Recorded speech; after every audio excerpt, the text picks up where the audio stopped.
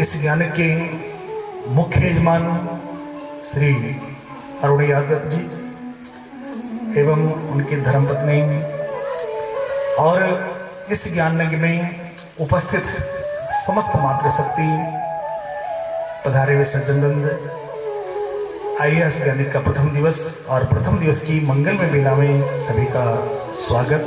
एक बार बोलो राधे राधे, भाव से बोलो राधे। समस्त पितरों के मोक्ष हेतु प्रारंभ हुई आज कथा का प्रथम दिवस। आज हमारे समस्त पितर जितने भी ज्ञात अज्ञात पितर हैं वो सब बड़े प्रसन्न हैं। वैकुंठ लोकवासी हमारे अरुण जी के दादाजी स्वर्गीय राम प्रसाद यादव जी, उनके दादी वैकुंठ लोकवासी स्वर्गीय रामरती देवी जी और उनकी माता अरुण जी की माता वैकुंठ लोकवासी स्वर्गीय मीना देवी जी, जो आज हम सब के मध्य में नहीं हैं, लेकिन कहीं ना कहीं इस कथा के माध्यम से आज हम सब के आसपास ही हैं, हम सब के दिलों में विराजमान हैं। जिन्होंने भी उनका दर्शन किया है, जिन्हें उनका साथ मिला है, वो कहीं ना कहीं हम सब के दिलों में हैं। और आज बड़ी प्रसन्न है कि आज देखो मेरे पौत्रों ने, मोस्टली कथा पुत्र कराते हैं, लेकिन पौत्र देखो इतना बड़ा सौभाग्य पौत्र को प्राप्त हुआ है। तो आज बड़ी प्रसन्न है कि मेरे पौत्र मेरे लिए इस दिव्य अमृत कथा का पान करा रहे हैं। तो कथा तो केवल बहाना है, लेकिन उन पितृ देवताओं के माध्यम से हम सब भी पवित्र हो जाएं, हम सब का भी उद्धार हो जाए। और देखो कितना प्यारा नाम है राम प्रसाद, है ना? भगवान राम का ही प्रसाद, प्रसाद में कृपा प्राप्त है ना? और रामरति न जैसा नाम वैसा गुण, रामरति। रति मतलब तो प्रेम। देखो एक शब्द होता प्रेम, एक होता रति। रति का अर्थ प्रेम होता है, लेकिन प्रेम कैसा डे बाय डे बढ़ने वाला। संसार का प्रेम डे बाय डे घटने वाला है, लेकिन रति शब्द है बढ़ने वाला प्रेम। जैसे पीने वाला होता ना, आज थोड़ा सा पिया, कल को थोड़ा और, परसों पूरी बोतल कटर जाएगा। तो रति मतलब डे बाय डे बढ़ने वाला प्रेम। तो राम रति भगवान के चरण से बढ़ने वाला प्रेम, आज उसी का प्रताप है कि हम लोग एक छत के नीचे बैठे हैं। और देखो उन पितृ देवताओं के लिए हम क्या दे सकते हैं? न तो तन दे सकते, न धन दे सकते, और न मन दे सकते। मन भी कितना दे, कितनी देर याद करेंगे, लेकिन उन पितृ देवताओं के लिए हम प्रार्थना कर सकते हैं। आज हमारे मध्य में नहीं है, लेकिन ये कथा क्या है? उनके लिए प्रार्थना है, उनकी सदगति के लिए है। वैसे तो निश्चित रूप से उनको सदगति मिल ही चुकी है, कि जो भगवान के चरणों में विलुप्त हो गया वो तो निश्चित रूप सदगति मिल चुकी है, लेकिन हम प्रार्थना तो कर सकते हैं। तो कथा क्या है? 7 दिन की प्रार्थना है, और ये भागवत हम सबको मुक्ति देने वाली है। दुनिया में 2 ही चीजें हैं जो हमारे पितरों को सदगति प्रदान करती हैं। पहला है भागवत जी और दूसरा है नारायणी कर्म। लेकिन नारायणी कर्म से भी श्रेष्ठ माना गया भागवत जी का आयोजन। और मुझे तो यह सुन के बड़ी प्रसन्नता हुई कि हमारे भैया अरुण यादव जी, उनके मन में विचार आया, शुभ विचार आया कि चलो मैं अपनी दादी के लिए कथा कराऊं। वरना देखो यादव परिवार में कथा होना बहुत मुश्किल है। मुझे भी काफी समय हो गई यादव परिवार की, बहुत कम कथाएं, बहुत कम, कोई दुर्लभ, लेकिन एक शुभ विचार मन में आया है। और आज उसी का फल है कि आज हम एक छत के नीचे बैठे हैं। प्रातःकाल सत्र में हम सब ने मंगल कलश यात्रा की है। भागवत जी को सिर पर रखकर भैया अरुण जी और उनकी धर्मपत्नी अपने सिर पर कलश करके, आप सब ने भी अपने शीश पर कलश धारण करके नगर परिक्रमा की है। और शास्त्र कहते हैं कि जो लोग भागवत जी को अपने शीश पर धारण करके नगर परिक्रमा करते हैं, तो कदम कदम पर कोटि कोटि महायज्ञ का फल उनको प्राप्त होता है। ये भागवत जी शीश पर धारणा बहुत बड़ी बात है। बड़े बड़े धनवान लोग सोचते रह जाते हैं कि हम भी कथा कराएं, लेकिन कथा नहीं हो पाती है। क्यों? कभी शरीर स्वास्थ्य ठीक नहीं है, कभी पैसे कभी पड़ जाते हैं, कभी कुछ कार्य पड़ जाते हैं। लेकिन ये परमात्मा की अनन्य कृपा हम पर हुई है, पूरे यादव परिवार। और देखो अरुण भैया के माध्यम से हम सब पर भी कृपा हुई है कि हमें भगवान की कथा सुनने का मौका मिला है। तो आइए चलते हैं उसी दिव्य कथा की ओर। समय कम है और कम समय में ज़्यादा काम करना है। कम समय में क्या करना है? गागर में सागर भरना है। ये परमात्मा की अनन्य कृपा है कि ठाकुर जी ने हम सबको अपने चरणों में बुलाया। देखो इनविटेशन लगभग 700-800 कार्ड बटे हैं, लेकिन आए कौन? जिन्हें भगवान ने बुलाया है। हमारे पीताम्बर से कुछ बहनें आई हैं, ऐसा नहीं? तो प्यार की बात है। और जहाँ प्यार होता है ना, वहाँ ना तो दूरी देखी जाती है ना समय देखा जाता है, चाहे भले कितने किलोमीटर दूर हो, लेकिन चलो भैया। तो ऐसी प्रभु से हमारा प्यार बना रहे और उसी का फल है कि हम एक छत के नीचे बैठे हैं। कि मुझे आपने बुलाया, ये कर्म नहीं तो क्या है? मुझे आपने बुलाया, ये कर्म नहीं तो क्या है? मुझे आपने बुलाया, ये कर्म नहीं तो क्या है? मुझे आपने बुलाया, ये कर्म नहीं तो क्या है? मेरा मान है बढ़ाया, मेरा मान है बढ़ाया, मेरा मान है बढ़ाया, मेरा मान है बढ़ाया, ये कर्म नहीं तो क्या है? मुझे आपने बुलाया, ये कर्म नहीं तो क्या है? मुझे आपने बुलाया, ये कर्म नहीं तो क्या है? मुझे कौन जानता था तेरी बंदगी से पहले? मुझे कौन जानता था तेरी बंदगी से पहले? मुझे कौन जानता था तेरी बंदगी से पहले? मुझे कौन जानता था तेरी बंदगी से पहले? जब से शरण में आया मेरा यश ही गाना फैले। जब से शरण में आया मेरा यश ही गाना फैले। अरे अपनी शरण लगाया, अपनी शरण लगाया, ये कर्म नहीं तो क्या है? अपनी शरण लगाया, ये कर्म नहीं तो क्या है? अपनी शरण लगाया, ये कर्म नहीं तो क्या है? अपनी शरण लगाया, ये कर्म नहीं तो क्या है? मेरा मान है बढ़ाया, मेरा मान है बढ़ाया, मेरा मान है बढ़ाया, ये कर्म नहीं तो क्या है? मुझे आपने बुलाया, ये कर्म नहीं तो क्या है? मुझे आपने बुलाया, ये कर्म नहीं तो क्या है?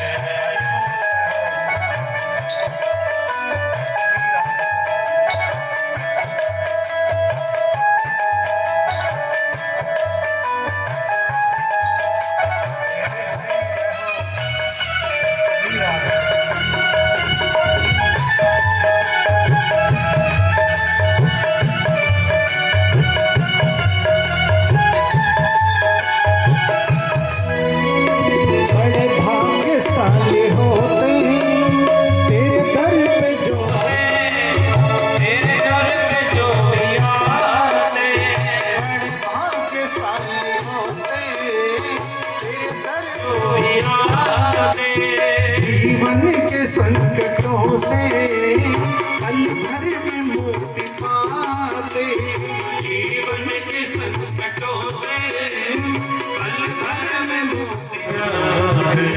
मेरा मान है बढ़ाया, मेरा मान है बढ़ाया, ये कर्म नहीं तो क्या है? मुझे आपने बुलाया, ये कर्म नहीं तो क्या है? मुझे आपने बुलाया, ये कर्म नहीं तो क्या है? हाँ।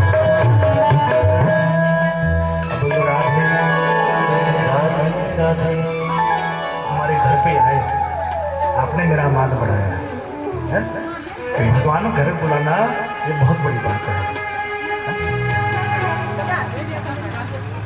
भागवत महापुराण ये कोई साधारण पोथी नहीं है, ये कोई साधारण किताब नहीं। यदि कोई साधारण किताब होती तो जैसे हमारे बच्चे किसी कक्षा की किताब को पढ़ते हैं, 1 साल तक पढ़ते हैं और उसके पश्चात वो किताब स्टोर रूम में पड़ी रहती है। लेकिन ये भागवत महापुराण कोई साधारण किताब नहीं है। ये हजारों लाखों सालों से पढ़ी जा रही है, सुनी जा रही है, कही जा रही है। आज भी लोग सुनते हैं और भविष्य में सुनते रहेंगे। तो जैसे सूर्य कहीं पुराना नहीं होता है, हवा कहीं पुरानी नहीं होती है, जल कहीं पुराना नहीं होता है, ऐसे भागवती पुरानी होने वाली नहीं है। फिल्म पुरानी हो सकती है, गाने पुराने हो सकते हैं, लेकिन भगवानी कथा की पुरानी नहीं होती है, तो नित्य नूतन नहीं रहती।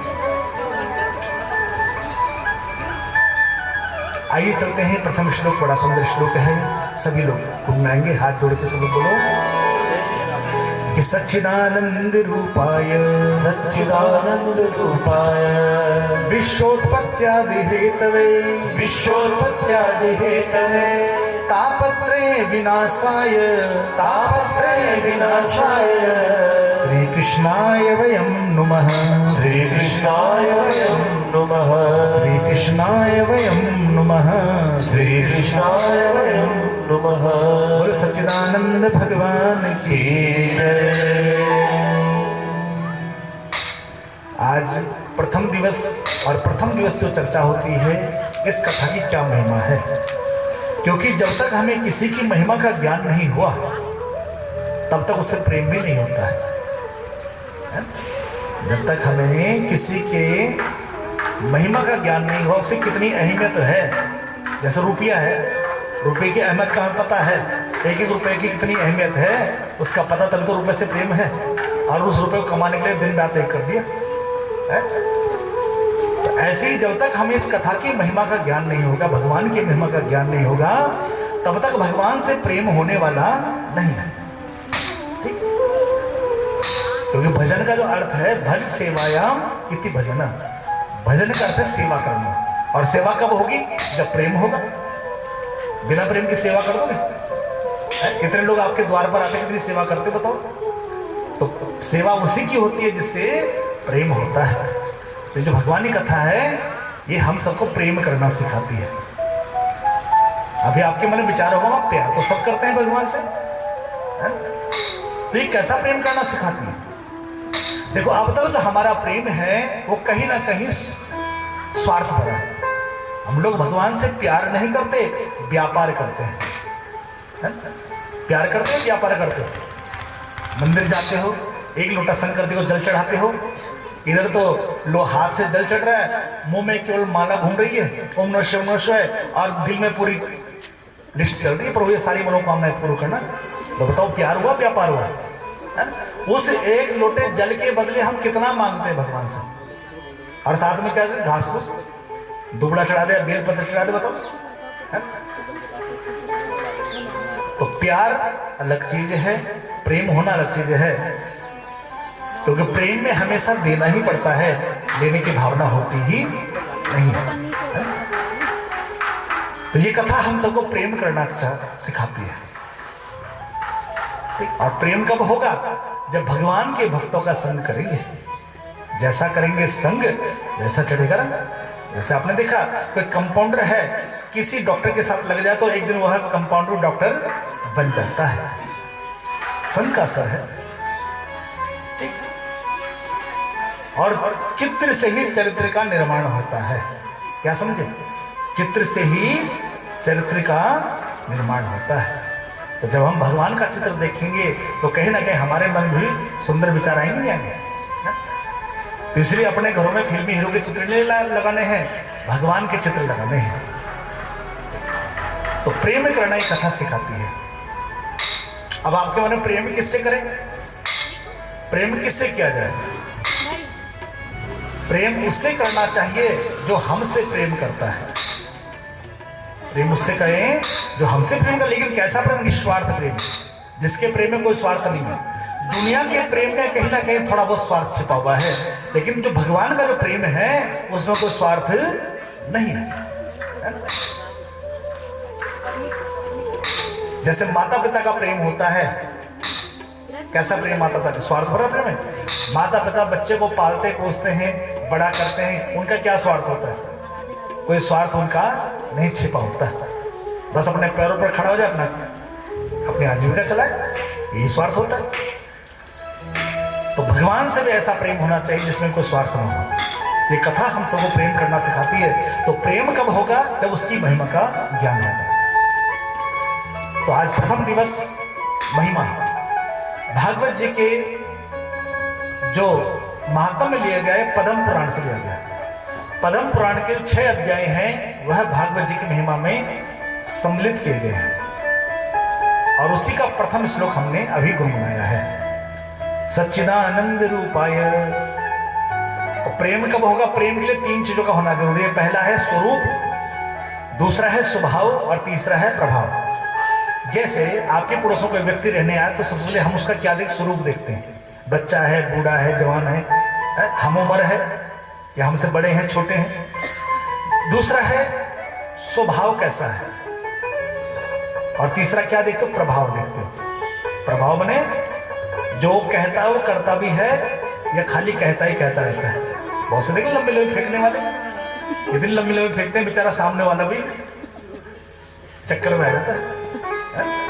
तो प्रभाव, 3 चीजों का होना जरूरी है प्रेम होने के लिए। तो पहले श्लोक में भगवान का स्वरूप, भगवान का स्वभाव और भगवान का प्रभाव, तीनों की चर्चा कर दी गई है। तो पहला है स्वरूप। स्वरूप कैसा है कि सच्चिदानंद रूपाय। भगवान का स्वरूप है सत्य घन, चित्त घन, आनंद घन। सत्य बने, सत्य के 3 अर्थ बताता। पहला सत्य बने जिसका कभी विनाश नहीं होता, वह है सत्य। दुनिया में जो भी चीज आपको मिली है, जो भी चीज आपको दिखाई दे रही है, वह नाशवान है। वह या तो फट जाएगी, फूट जाएगी, टूट जाएगी, और तीनों में से कुछ भी ना यही छूट जाएगी। आपने जिसे भी देखा वो या तो फट गया, या फूट गया, या टूट गया, नहीं तो इस दुनिया में ही छूट गया। तो सत्य का पहला अर्थ है जिसका कभी नाश नहीं होता, और वह है परमात्मा। हम सबका समय आने पर शरीर पूरा हो जाएगा, लेकिन परमात्मा कभी तो अजर अमर है। तो सत्य का पहला जिसका कभी विनाश नहीं होता। दूसरा अर्थ क्या है सत्य का? जिस पर काल का प्रभाव नहीं पड़ता। हम सब पर काल का प्रभाव पड़ता है। बचपन में कैसे थे, जवानी आई कैसे हो गए, और फिर जैसे बुढ़ापा आएगा फिर फोटो खिंचाते रहना, बचपन के, जवानी के, फिर बुढ़ापे के, और फिर पहचानना क्या है, ये वही है, नहीं पहचान पाएंगे। तो हम सब पर काल का प्रभाव पड़ता है, लेकिन भगवान पर कभी काल का प्रभाव नहीं पड़ता। जैसे सूर्य देख लो, आज से हजारों लाखों साल पहले सूर्य ऐसे थे, आज भी ऐसा, भविष्य में भी ऐसे ही है। हवा देखो, ये भगवान की रूप है। तो सत्य का दूसरा अर्थ है जिस पर काल का प्रभाव नहीं पड़ता, काल आते थे। और तीसरा अर्थ है सत्य का जो कभी बनता नहीं है।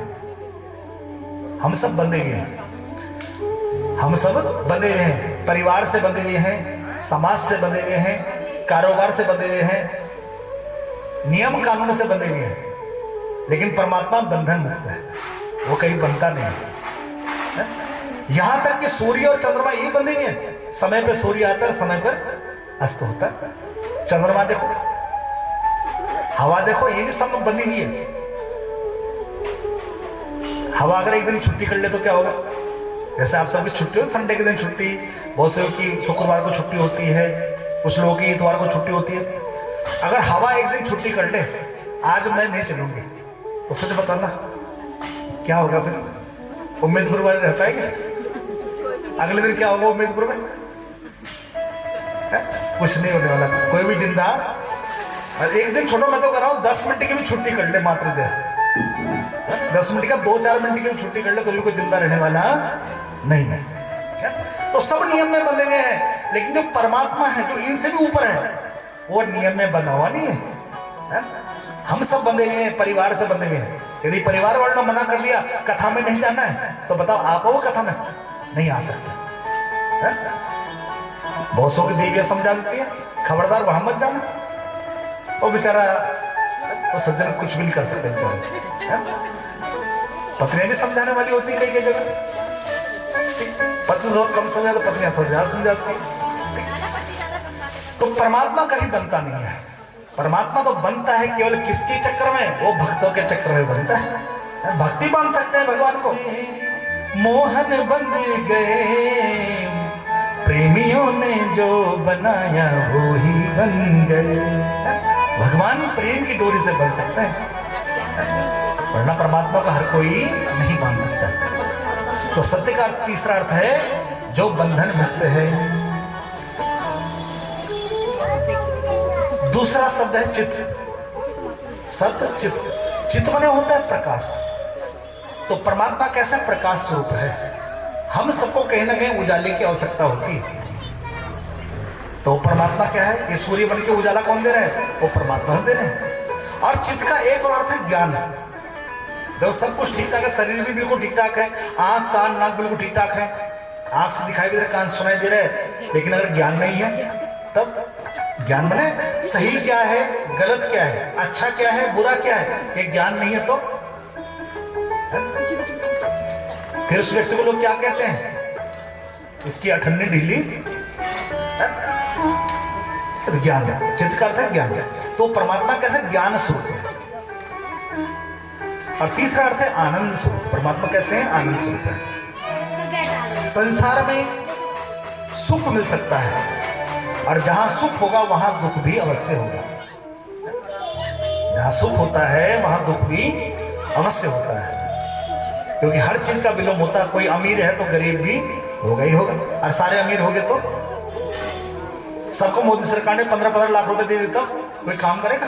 दुकान खोले कोई दुकान खोलने वाला नहीं, बस 15 लाख मिल गए। तो जहां सुख है वहां दुख भी अवश्य होगा। लेकिन एक शब्द है आनंद। जहां आनंद है वहां ना तो सुख है ना दुख है। आनंद वो अपने आप में लीन होना है। सुख और दुख के लिए हमें दूसरों की आवश्यकता पड़ती है। सुख के लिए किसी ने आपकी तारीफ कर दी, वाह भैया भैया अरुण भैया आपने बहुत अच्छा काम कराया, आप सुखी हो गए। और किसी ने कह दिया काम थोड़ा गलत हुआ तो टेंशन में आ गए। सुख और दुख के लिए हमें दूसरों की आवश्यकता पड़ती है। लेकिन एक शब्द है आनंद। आनंद के लिए हमें किसी की आवश्यकता नहीं पड़ती है। आनंद तो भीतर की चीज है, बाहर की चीज नहीं है। बाहर केवल सुख दुख मिल सकता है, आनंद भीतर की चीज है। और भीतर कौन रहता है? भीतर तो हमारे ठाकुर जी रहते हैं। और ठाकुर जी का नाम क्या है? आनंद। नंद घर आनंद भयो। तो आनंद भीतर की चीज है। तो भगवान का स्वरूप कैसा? आनंद स्वरूप है। दुनिया में बताओ ऐसा कौन सा प्राणी है जो आनंद नहीं चाहता? हर कोई आनंद चाहता है। एक बार बोल दो राधे राधे, दोनों हाथ उठा के बोल दो। जैसे आपने किसी कीड़े को भी पकड़ा है, वो भी छटपटाता है, इसलिए वह भी सुख की कामना करता है, मुझे छोड़ दो भैया। कोई पक्षी है, कोई बिल्ली है, कुत्ता है, वो भी छटपटाता है। हर इंसान आनंद चाहता है। और चाहे वो किसी भी धर्म का रहने वाला है, किसी भी धर्म का हो, किसी भी मजहब का हो, किसी भी देश का हो, और चाहे वो बच्चा है, बूढ़ा है, जवान है, हर कोई आनंद चाहता है। तो आनंद बाहर नहीं मिल सकता है, आनंद तो भीतर ही मिलेगा। अभी हमारी निगाहें बाहर की ओर हैं, इसलिए हम सुख और दुख महसूस करते हैं। जब हमारे जो ध्यान है अंतर्मुखी हो जाएगा तो फिर हमें न सुख का आभास होगा न दुख का आभास होगा, फिर तो केवल आनंद ही आनंद है। और ये कथा भी आनंद का ही रूप है।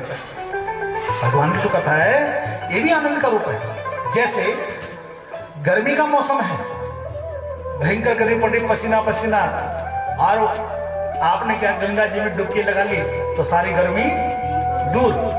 और जब तक गंगा जी में डुबकी लगाए रखोगे तो गर्मी का एहसास भी नहीं होगा।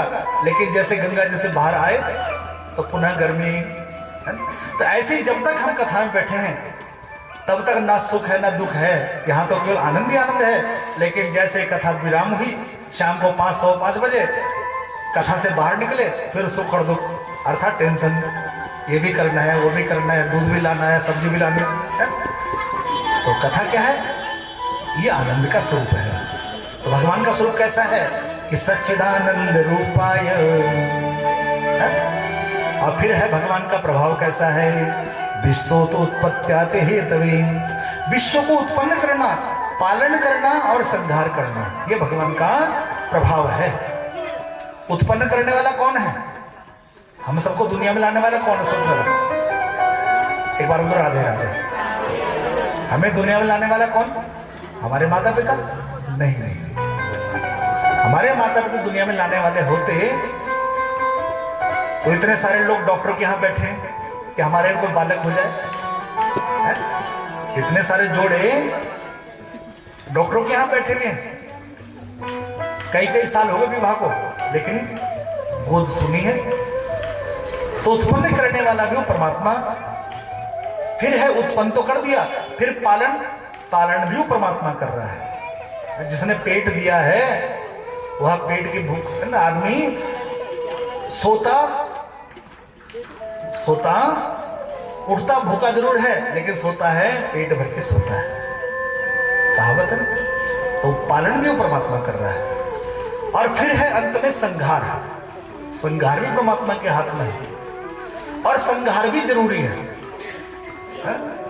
आना और जाना भी जरूरी है। जैसे आप कथा में आए हो तो कथा में आके यहीं बैठ जाओ धरना देके, तब गड़बड़ हो जाएगी। खेत में कब्जा करके बैठ जाओ और भैया के तो जाना भी जरूरी है ना। तो आना और जाना ये दुनिया का नियम है, जो आया है वो जाएगा है? तो ऐसे दुनिया में आए हो तो जाने की तैयारी में रहती है। जैसे आप यात्रा करते हो, बस पर आप यात्रा कर रहे हो, ट्रेन पे यात्रा कर रहे हो, लेकिन जैसे आपने देखा आपका स्टेशन आ गया, तुरंत उतरने की जल्दी रहती है? सीधे गेट पर पहुंच जाते हैं उतरने के लिए। लेकिन ये जीवन रूपी जो यात्रा है, इसमें कोई जाना चाहता है क्या? वो उतरना चाहता है, शरीर को छोड़ना चाहता है? कोई छोड़ना नहीं चाहता। वो तो यमराज महोदय हैं, उनको जबरदस्ती छुड़वाना पड़ता है। ये जीवन में एक यात्रा है। तो ये परमात्मा कार्य है क्या, ये प्रभाव उनका उत्पन्न करना, पालन करना और अंत में संहार करना। फिर है भगवान का स्वभाव कैसा है, तापत्र विनाशाय, तीनों प्रकार के तापों को नष्ट करना। और ये तीन प्रकार के ताप हर किसी की जिंदगी में है?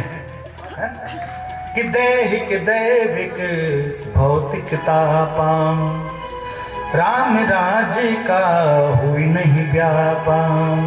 दैहिक ताप, देह संबंधी, शरीर में फोड़ा हो जाना, फुंसी हो जाना, हार्ट ब्लॉक हो जाना, ब्रेन हेमरेज हो जाना। दैविक ताप जो देवताओं की ओर से आते हैं, भूकंप, आंधी तूफान, सुनामी लहर, बादल फटना। और भौतिक ताप, भौतिक ताप का अर्थ है कि हमारे घर में धन संपत्ति कमी होना, मेहनत करते हैं 100 रुपए की, मिलते 40 भी नहीं है, घर में संतान कमी हो जाना, व्यापार ठीक न चलना, ये सब भौतिक ताप के अंतर्गत आते हैं। तो ये तीन प्रकार के ताप हर किसी की जिंदगी में है। जितने हम यहाँ बैठे हैं, जरा सोच के देखना हमारे घर में किस चीज की कमी है ना? इन तीन में से कुछ ना कुछ हम सबके जीवन में घटित हो रहा है। लेकिन वो परमात्मा इन तीनों प्रकार के तापों को दूर करने वाले हैं। तापत्रय विनाशाय, देखो यहां पर शब्द है ताप, एक होता है पाप, एक होता है ताप। तो पाप तो सबसे हुआ है, जाने अनजाने सबसे पाप, जितने यहां बैठे हैं सबसे पाप हुआ है, कभी ना कभी तो हुआ है। यहां तक कि हमसे भी ऐसा नहीं हुई, बड़े बड़े संत हैं सबसे पाप, और राष्ट्रपति प्रधानमंत्री उनसे भी कभी ना कभी पाप अवश्य होगा। और पाप की सजा है ताप। पाप की सजा क्या है बोलो? ताप। तो हम सब ताप ही भुगत रहे हैं, लेकिन परमात्मा इतने सामर्थ्यवान है, वो हम सबके तापों को नष्ट करने की सामर्थ्य किसमें है? वो भगवान में है। कि तापत्रय विनाशाय श्री कृष्णाय वयं नमः। उन श्री कृष्ण भगवान को हम प्रणाम करते हैं। बोलो श्री कृष्ण भगवान की जय। प्रथम श्लोक का अर्थ हम सबने श्रवण किया है। दूसरे श्लोक में स्तुति की गई किनकी? सुखदेव जी की स्तुति की गई है और व्यास जी की स्तुति की गई है। पहले श्लोक में भगवान की स्तुति और दूसरे श्लोक में किसकी स्तुति? भगवान के जो भक्त हैं, जिन्होंने इस कथा को गाया है, हम सबको सुनाया है, उनकी स्तुति की गई है। कि यम प्रवजंत मनोपीतम पेत कृत्यम द्वैपायनो विरह कातर आजुहाव पुत्रेति तन्मयता तरवो विनेदुस तम सर्वभूत हृदय मुनिमानतोऽस्मि तम सर्वभूत हृदय मुनिमानतोऽस्मि। दूसरे श्लोक में वंदन किया, किसको? सुखदेव जी को वंदन किया गया है। बोलो सुखदेव भगवान की जय। और फिर कथा की शुरुआत होती है नैमिषारण्य से। नैमिषारण्य, देखो नैमिषारण्य क्यों पढ़ा? चर्चा आती है, एक बार समस्त ऋषि मुनि ब्रह्मा जी के पास पहुंचे। पूछा ब्रह्मा जी से, महाराज हमको ऐसा स्थान चाहते हैं जहां बैठ के हम चिंतन मनन कर सके, ध्यान कर सकें, भगवान का भजन कीर्तन कर सकें। कोई ऐसा स्थान हमारे लिए उपयुक्त हो तो आप बताएं। तो वर्णन आता है कि ब्रह्मा जी के हृदय से एक चक्र निकला, मनोमय चक्र निकला। और ब्रह्मा जी ने कहा, एक काम करो ऋषि मुनियों, आप इस चक्र के पीछे पीछे जाओ और जहां ये चक्र गिरेगा, जहां इसकी नेमी समाप्ति हो जाएगी, नेमी माने गति समाप्त हो जाएगी, नेमी का अर्थ क्या? गति। वो स्थान आपके लिए उपयुक्त है। और सभी ऋषि उस चक्र के पीछे पीछे चलते गए और चलते चलते वह चक्र कहां पहुंचा? लखनऊ के पास पड़ता है सीतापुर जिला, और वहां पर पड़ता है नैमिषारण्य। नेमी माने गति और अरण्य माने जंगल। वहां पर उस चक्र की जो गति है वो समाप्त हो गई और वह स्थान, उसका नाम पड़ा नैमिषारण्य। आज भी आप वहां पर जाओ तो वहां पर एक तालाब है, कुंड है, और चक्र जैसा भी कुंज है, जैसे चक्र होता है ऐसे चक्र तीर्थ जिसे कहते हैं, उसका नाम है चक्र तीर्थ। बहुत से लोग उसमें स्नान करते हैं, पान करते हैं जल का। तो समस्त ऋषि मुनि बैठे हैं नैमिषारण्य क्षेत्र में, जहां पर कि सौनक इत्यादि 88,000 ऋषि विराजमान हैं। और उन सबके मध्य में कौन विराजमान है? श्री सूर्य जी महाराज विराजमान हैं। सूर्य जी की अवस्था है मात्र 16 साल की अवस्था है। एक सुंदर आसन में श्री सूर्य जी बैठे हैं और सभी ऋषि मुनियों के मन में केवल एक ही प्रश्न चल रहा है कि अज्ञान ध्वांत विध्वंस कोटि सूर्य समप्रभ सूताख्या ही कथा सारम मम कर्ण रसायनम। देखो बड़ा प्यारा श्लोक है, एक बार बोलो राधे राधे, जोर से बोलो। अच्छा चलो, आप सबके लिए प्रश्न है। प्रश्न बहुत आसान भी है और थोड़ा मुश्किल भी है। 3 कमरे हैं, एक कमरा पिछले 70 साल से बंद है, दूसरा जो कमरा है पिछले 7 साल से बंद है, और जो तीसरा कमरा है वह पिछले 7 दिन से बंद है। अब तीनों कमरों में क्या करना? रोशनी करनी है। तो किस कमरे में रोशनी करने में ज्यादा समय लगेगा? जो 70 साल से बंद है उसमें समय ज्यादा लगेगा, ये जो 7 साल से बंद है उसमें ज्यादा समय लगेगा, ये जो 7 दिन से बंद है किसमें समय ज्यादा लगेगा और किसमें कम समय लगेगा? सोचो जरा। 70 साल वाले में, 7 दिन वाले में, 70 साल वाले में ज्यादा समय लगेगा। बोलो पक्का? कौन कौन मानते हैं 70 साल वाले में ज्यादा समय लगेगा? अच्छा, जो 7 दिन वाले मानते ज्यादा समय लगेगा, 7 दिन वाले में सोचो जरा। अरे किसी में भी ज्यादा समय ले, बस खिड़की दरवाजे खोलो, सब में एक साथ रोशनी प्रकट हो जाए। कितनी टेंशन भी लेनी है, कथा बैठ के टेंशन ना तो लेनी है ना टेंशन देनी भी नहीं है।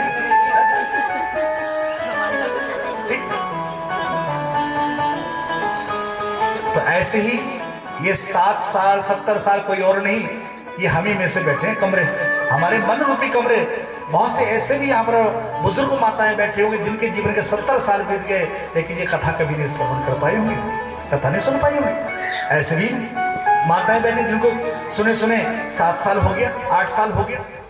और देखो इस गांव में आए हुए मुझे भी लगभग 8-9 साल हो गए, 8 साल। काली मंदिर हमारे आदरणीय देशराज जी बैठे हैं और बहुत से हम बड़े बुजुर्ग बैठे हैं जिन्होंने यहाँ पर कथा का आयोजन करवाया था। बहुत सुंदर आयोजन उस समय यहाँ पर हुआ था। तो मुझे भी लगभग 7 साल लगभग हो चुके हैं, 2014-15 की बात है। और कुछ ऐसे भी होंगे जिन्होंने अभी 7 दिन पहले कथा श्रवण की होगी। विध्वंस कोटि सूर्य समप्रभा।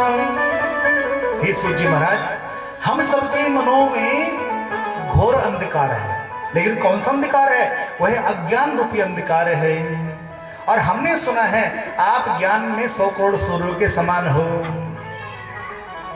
तो सूत जी ने पूछा मैं क्या करूं फिर? कि सूता क्या ही कथा सारम।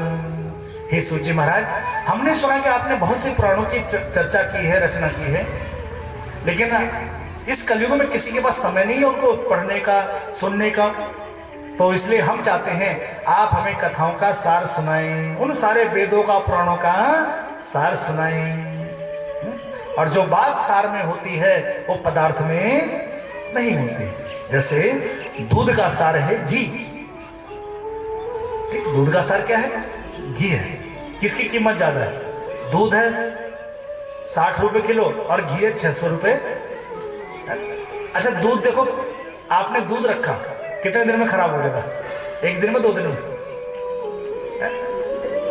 1-2 दिन में दूध खराब हो सकता है। दही आपने रखी, चलो कितने दिन में खराब हो जाएगा? 2-4 दिन में बदबू। लेकिन घी आपने रखा है, असली घी, तो सालों साल रखा है तो भी खराब होने वाला। तो ऐसे ही ज्ञान है, ये ज्ञान भी जल से नष्ट होने वाला। शरीर बदल जाते हैं, चोले बदल जाते हैं, लेकिन ज्ञान नष्ट होता नहीं है। प्रैक्टिकल देखो, एक छोटा बच्चा जब दुनिया में आता है, अभी मात्र घंटे 2 घंटे बच्चे को आए हुए, और उस छोटे से बच्चे को मां का दूध पिलाया जाता है। अब बताओ, उस बच्चे को मां का दूध पीना किसने सिखाया? डॉक्टर साहब ने सिखाया या माता पिता ने सिखाया? बताओ। है?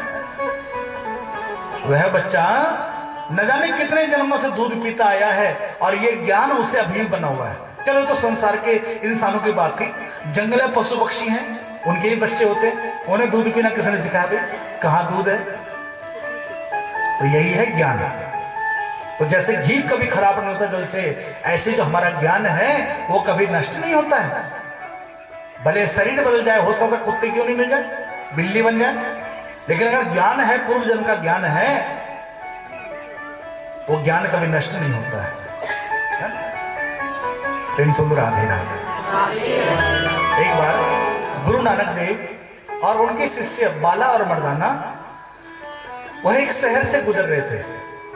तभी अचानक गुरु नानक की नजर एक दुकान पर पड़ी और वह थोड़ा सा खिलखिला के हंस पड़े। इधर बाला मर्दाना जो साथ में जा रहे तो उन्होंने देखा गुरुजी हंस रहे।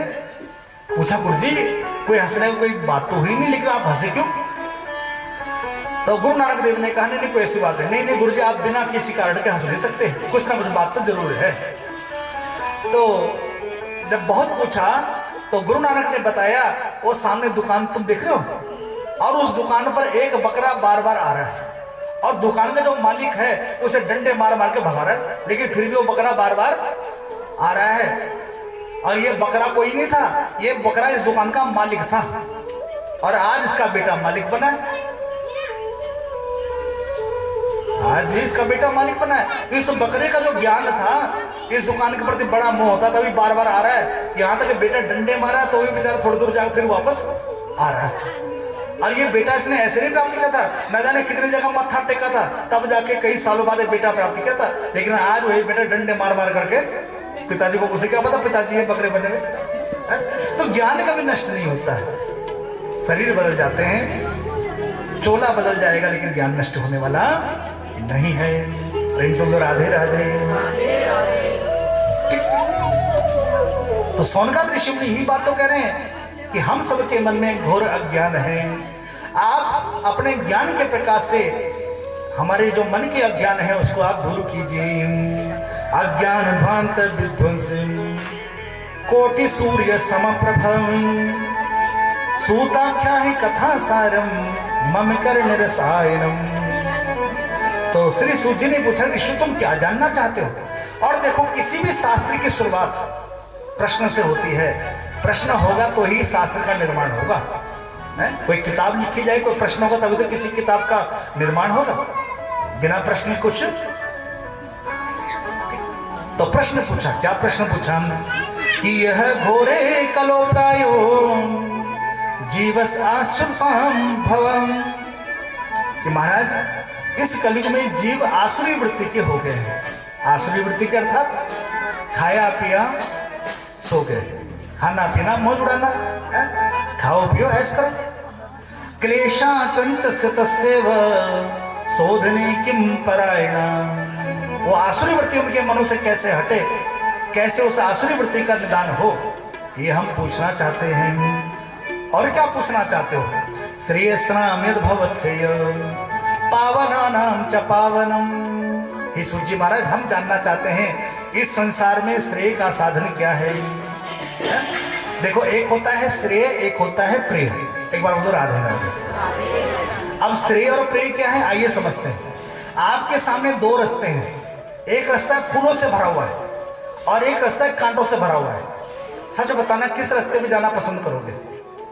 फूलों वाले रास्ते पर, कांटों वाले रास्ते पर? कौन से रास्ते पे जाओ, फूलों वाले रास्ते पे या कांटों वाले रास्ते पे? लगभग 99.9% लोग फूलों वाले रास्ते पर जाना पसंद। लेकिन अगर हम फूलों वाले रास्ते पर जा रहे हैं, क्या पता है कांटे भी तो हो सकते हैं। गारंटी आके फूल होंगे, क्या पता कांटे हों। और जो कांटों वाला रास्ता है, हो सकता है शुरुआत में कांटे हों, क्या पता आगे फूल भी हों। क्यों? क्योंकि आप सब तो किसान हो ना। बाढ़ वही की जाती है जहां पे बहुमूल्य चीज होती है। खेत में देखा हो ना, अंदर बहुमूल्य चीज है, इसलिए खेत के चारों ओर क्या होती है, कांटों भरी बाढ़ होती है। तो ऐसे इस जीवन के भी दो रास्ते हैं, पहला है श्रेय का रास्ता, दूसरा है प्रेय का रास्ता।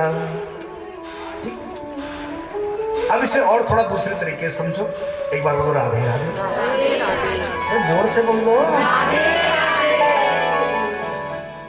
एक बार दो चोर पकड़े गए। क्या हुआ? दो चोर पकड़े गए, दोनों को जेल में बंद कर दिया। लेकिन वो दोनों के दोनों चोर इतने अच्छे थे, वो जेलर के कहने से पहले ही सारा काम कर दिया करते थे। जेलर कहता उससे पहले अपना काम निपटा दिया करते थे, इतने अच्छे चोर थे। धीरे धीरे उन्होंने क्या किया, जेलर पर विश्वास जता दिया। जेलर को विश्वास होगा, उन्होंने कहने बेकार है तो हमारे आने से पहले ही सारा काम कर देते, कहने से पहले ही सारा काम। अब धीरे धीरे जेलर ने क्या किया, उन पर ध्यान देना बंद कर दिया। अब चोरों ने क्या किसका फायदा उठाया, उन्होंने क्या किया, दिन भर तो काम करते, रात को बैठ के सुरंग खोदते। और एक दिन क्या हुआ, दोनों को दोनों चोर उस जेल से 9 2 11 हो गए। अब सच बताओ, क्या उन्होंने अच्छा काम किया, बुरा काम किया? अच्छा काम किया, बुरा काम किया? सोचो। अब देखो, कानून की नजर में तो बुरा ही काम है ना, बोलो। अब इसे और थोड़ा दूसरे तरीके से समझो। जेल कोई और नहीं है, ये जो हमारा घर है, परिवार है, समाज है, ये भी एक जेल है। हमारा घर भी एक जेल है। कैदी कौन है फिर? हम सब कैदी हैं। हम सब कौन है घर में? कैदी है। और जेलर साहब कौन है फिर? हमारे घर में जितने भी सदस्य, बाकी सब जेलर है। हमारी सास, ससुर, जेठ, जेठानी, ननद, बच्चे, ये सब जेलर है। लेकिन हमें क्या करना है? हम सब कैदी हैं। हमें क्या करना है? सबका कहना मानना है। सास को भी कभी ना नहीं कहना है, पलट के जवाब नहीं देना है। उसका भी कहना, ससुर जी हैं, जेठ जी हैं, जेठानी है, ननद है, देवरानी है, सबका कहना मानना है। लेकिन क्या करना है? साथ में सुरंग भी खोदते रहना। अब सुरंग क्या है? सुरंग है यही भगवान की कथा है, यही है भगवान का भजन। और एक दिन क्या होगा, वो सब के सब जेलर वही जेल में पड़े रह जाएंगे और आप सीधे उस जेल को ताला तोड़ करके सुरंग खोदे सीधे भगवान के धाम को चले जाओगे। एक बार उधर राधे राधे। तो ये सुरंग खोदनी चालू होगी आज से, 7 दिन तक सुरंग खोदेंगे। ठीक, तो समय से आना। टाइम ये 2 बजे से शाम 5 बजे तक सुरंग खोदने का टाइम है। ठीक, इसलिए मिस मत करना, वरना बीच में रह जाओगे। तो श्रेयसाम यद भवत् श्रेयम् पावनानां च पावनम् कृष्णः प्राप्तिकरं साधनम्। भगवान कृष्ण को प्राप्त करने का कौन सा साधन है? श्रेय का मार्ग क्या है? देखो, एक होता श्रेय का मार्ग, एक होता प्रेय का मार्ग। प्रेय का मार्ग है संसार के सुख में जीना, है? उधार लेके जीना, और किसी को ना उधार लौटाना न चुकाना है। जब तक जियो सुख से जियो, उधार ले ले घी पियो, मरने के बाद किसका जीना और किसका मरना है? तो वह प्रिय का मार्ग हो सकता है। आपने देखा होगा पापी लोग फलते फूलते बहुत है, लेकिन उनका जो अंत होता है बहुत ही नरक की यातना भुगतते हैं। लेकिन आपके मन में होगा महाराज हमारे पड़ोस में बड़ा पापी लोग हैं, हम दोनों को खूब फलते फूल देखते हैं और उनकी मृत्यु बड़े आराम से हो रही महाराज। हमारे मन में हो सकता है सवाल, लेकिन ये जो आप योनियां देख रहे हो ना, कुत्ता बिल्ली भैंसा गधा, ये सब कौन है? ये लोग तो हैं। जरूरी नहीं कि शरीर यही वाला हो, शरीर कोई सा भी हो सकता है। जैसे आप यात्रा करते हो, आपको दिल्ली जाना है, आप बस से भी जा सकते हो, ट्रेन से भी जा सकते हो, एरोप्लेन से भी जा सकते हो, रथ से भी जा सकते हो, घोड़े पर भी जा सकते हो, पैदल भी जा सकते हो। ये सब रथ ही तो मिले हैं सबको जो है। ये शरीर क्या है? चाहे वो कुत्ते का है, गधे का है, कीड़े का है, ये सब क्या है? ये सब साधन मिले हैं। और हम सब यात्रा कर रहे हैं, इन रथों पर बैठ कर यात्रा कर रहे हैं। तो उस कृष्ण को प्राप्त करने का कौन सा साधन है? तो सूत जी कहते हैं, ऋषियों तुमने बहुत अच्छी बात पूछी है, क्योंकि इस कलयुग में हर कोई प्राणी भय से भयभीत है। हर कोई प्राणी भयभीत है। गृहस्थी है, जो घर गृहस्थी वाले हैं वही भयभीत हैं, उन्हें डर है कि कहीं मैं मर ना जाऊं। और जो संत है वो भी भयभीत है, संतों को भय है कहीं संसार में मेरा दोबारा जन्म ना हो जाए, इसलिए दिन रात साधना करते रहते हैं। तो इस भय से छुड़ाने का मात्र एकमात्र साधन है। कौन सा साधन है? कि यह घोरे कलो प्रायो जीवश आसुताम भवः। इस भय को सुधारने का एकमात्र साधन है कि कालव्याल मुक्तास त्रास निर्नाश हेतवे श्रीमद् भागवत शास्त्रम कलोकीरेण भासितम। वह श्रीमद् भागवत महापुराण। तो ऋषियों ने पूछा, महाराज ये भागवत महापुराण में ऐसा क्या है और किसने इस कथा को पहले सुना है? तो सूत जी कहते हैं, ऋषियों सर्वप्रथम इस कथा को देव ऋषि नारद जी ने सनक सनंदन सनातन शरद कुमारों के श्रीमुख से सुना है। तो सोनकाद ऋषि ने पूछा, महाराज हमने सुना है कि नारद जी किसी भी स्थान पर 2 घड़ी से ज्यादा नहीं टिकते, लेकिन ये 7 दिन की कथा ये कैसे उन्होंने श्रवण कर लिया? अच्छा देखो, बहुत से लोग कहते हैं कि महाराज 7 दिन की कथा है। ये कथा 7 दिन की नहीं है, ध्यान रखना। एक बार उधर आ, इस कथा को ब्रह्मा जी सरस्वती को सुनाते हैं कितने दिन में? ब्रह्माणी को सुनाते कितने? 7 दिन में। और जब ब्रह्माणी इस कथा को सुनाती है 14 दिन में सुनाती है। शंकर जी भगवान विष्णु इस कथा को सुनाते हैं लक्ष्मी जी कितने दिन में? वह 1 महीने में। लेकिन जब लक्ष्मी वक्ता बनती है और भगवान नारायण श्रोता बनते हैं तो ये कथा पूर्ण होते लगभग 2 महीने में। शंकर जी पार्वती को सुनाते हैं लगभग 1 साल में। और पार्वती जब कथा सुनाती है, शंकर जी श्रोता बनते हैं तो लगभग 2 साल में, डबल फर्क। तो हमारे 7 दिन का जो प्रथा चली है कब से चली है? बहुत से लोग कहते हैं कथा केवल 7 दिन की होती है। ये सारी कथा 7 दिन की, केवल 7 दिन कथा सुननी चाहिए। यदि आपसे पूछा जाए आप खाना कब तक खाएंगे, आपका उत्तर क्या होगा? महाराज जब तक जिंदा रहेंगे तब तक। चाय कब तक पियोगे? जब तक जिंदा रहेंगे तब तक चाय पियेंगे। और पूछा जाए कथा कब तक सुनोगे? महाराज केवल 7 दिन सुनेंगे, उसके बाद नहीं। ये जो 7 दिन का नियम पड़ा है, किससे पड़ा है? क्योंकि परीक्षित को 7 दिन में ही मृत्यु का श्राप मिला था, इसलिए 7 दिन की कथा का नियम पड़ा। क्योंकि अगर यही कथा 1 महीने की रखी जाए तो शायद 1 महीना कोई भी नहीं आ पाएगा, या 15-20 दिन की रखी जाए तो इतना लंबा समय शायद कोई नहीं दे पाएगा। इसीलिए कथा का जो आयोजन है वो 7 दिन का ही रखा गया। और 7 दिन का लगभग समय लोग सभी लोग निकाल सकते हैं। पहले समय में, पहले जमाने में, अभी लगभग 20-30 साल पहले जो कथा होती 2 सत्र में होती थी, सुबह 9 से 12 बजे तक और दोपहर 2 से लेकर के शाम 7 बजे तक। लेकिन अब धीरे धीरे समय बदल रहा है, किसी के पास समय नहीं, हर कोई बिजी हो गया। अब केवल कथा का समय मात्र 3-4 घंटे का रह गया और आने वाले समय मात्र 1-2 घंटे की रह जाएगा, क्योंकि हर किसी की बिजी लाइफ है। तो सूत जी कहते हैं, ऋषियों सर्वप्रथम इस कथा को किसने सुना है? नारद जी ने सुना है।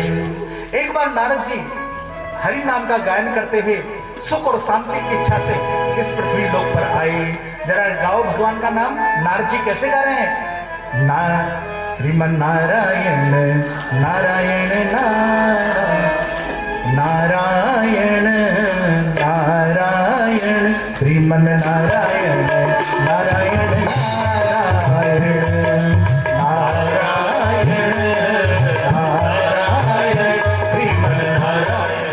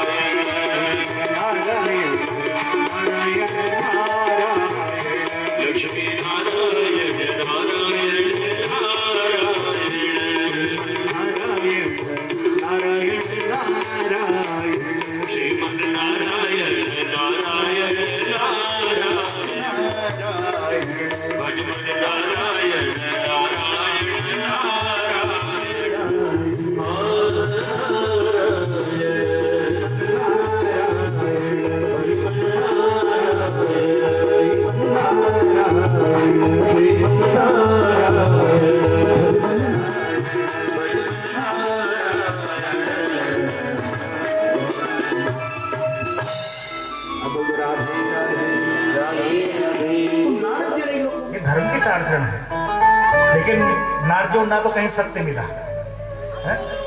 और जब से फोन आए हैं तब से लोग हरिश्चंद्र के बाद दूसरे नंबर है? कितने सत्यवादी लोग हो चुके हैं ये आपको पता है। तो सत्यम नास्ति तपः सौतम, कहीं तपस्या नहीं है। तपस्या का अर्थ क्या है? प्रतिकूल परिस्थिति में अनुकूलता का अनुभव करना ही तपस्या है। अब जैसे परिस्थितियां प्रतिकूल है, ठंडा मौसम है, लेकिन फिर भी इस ठंड में आप भगवान की कथा सुनने आ रहे हो, यही तपस्या है।